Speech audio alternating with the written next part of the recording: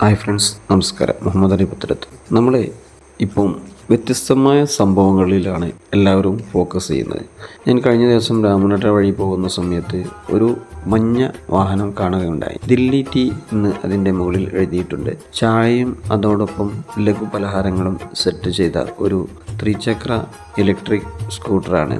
ഐക്കരപ്പടി സ്വദേശി യാസിർ എന്ന വ്യക്തിയുടെ പുതിയ ഒരു സംരംഭമാണ്. യാസിർ തൻ്റെ വീട്ടിൽ നിന്നുണ്ടാക്കുന്ന ചായയും കടിയും പലഹാരങ്ങളും ഈ വാഹനത്തിൽ വിൽപ്പന നടത്തുന്നു. വ്യത്യസ്തങ്ങളായ കച്ചവട രീതികൾ ആളുകൾ നോക്കുന്ന സമയത്ത് തികച്ചും ഒരു അത്ഭുതകരമായി തോന്നി. ഞാൻ കുറച്ച് സമയം അവിടെ നിൽക്കുകയുണ്ടായി. ധാരാളം ആളുകൾ അവിടെ നിന്ന് ചായ വാങ്ങിക്കുന്നുണ്ട്.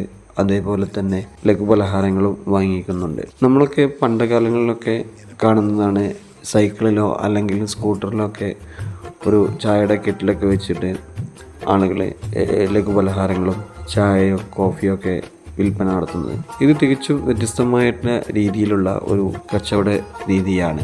വളരെയധികം കൗതുകം തോന്നി. രാമനാട്ടുകര ബസ് സ്റ്റാൻഡിൻ്റെ പരിസരത്താണ് ഇങ്ങനെ ഒരു സംഭവം കാണാനിടയായത്. അതുവഴി പോകുന്നവർ ഉണ്ടെങ്കിൽ ജസ്റ്റ് ഒന്ന് നോക്കുക. ചായയും പലഹാരങ്ങളും വളരെ രുചികരവും വ്യത്യസ്തവുമായിരുന്നു.